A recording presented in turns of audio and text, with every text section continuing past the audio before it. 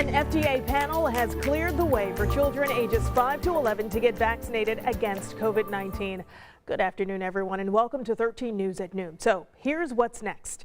The full FDA will now consider the panel's recommendation. That could happen over the next few days. Now, the FDA isn't bound to the panel's decision, though if they choose to move forward, discussions move on to the CDC. NBC's Chris Pallone is live now on why the panel agreed that the benefits outweigh the risks.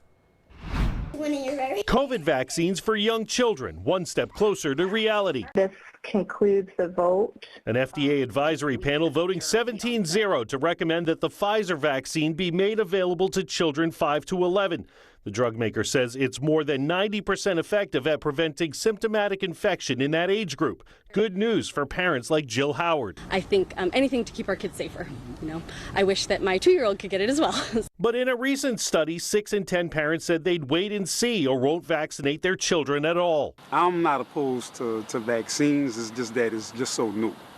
And, we don't know what the long-term effects are yet. FDA panelists wrestled with those issues too, but concluded the benefits of vaccinating the nearly 30 million children in this age group outweighs any risks. Sadly, more than 700 children have died of COVID since this pandemic began.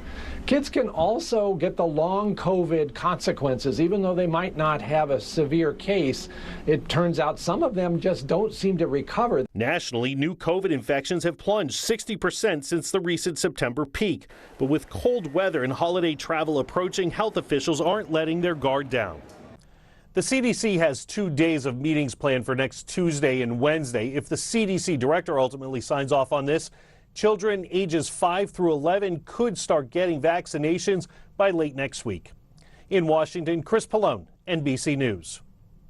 And once they get the go-ahead, local doctors tell us they are ready for the rollout. Vaccine doses for kids ages 5 to 11 will be a third of the regular adult dose. Doctors tell us they understand the hesitancy from parents, but it is important to consider the risk versus the benefit. The number of hospitalizations in kids is not small, and though some of those kids had pre-existing conditions, many of them didn't. And so it's really hard to predict exactly who is going to get severe disease. I'm a parent. I want to do everything I can to protect my child. And this is one of the things. He's fully immunized against all the other things he can be immunized for. So to me, it kind of makes sense for this one, especially because we don't yet know what the long-term effects of COVID would be. Pfizer says their vaccine dosage for kids is more than 90% effective at preventing symptomatic infection. And as for the other vaccine makers, Moderna could be next in line. Earlier this week, the company announced that smaller doses showed a strong response in kids 6 to 11. They plan to submit their findings to the FDA soon. Johnson & Johnson is also working on approval for kids, though they are not expecting to move forward until next year. Well, the Centers for Disease Control and Prevention now say that certain people who are immunocompromised may need a fourth mRNA COVID-19 shot. They can get that shot at least 6 months after getting their third shot.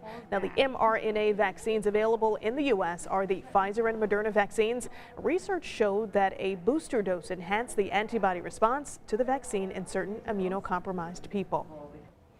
Now, we are keeping track of all of the updates on these vaccines and treatments for COVID online, and you can read up on that at WTHR.com/coronavirus.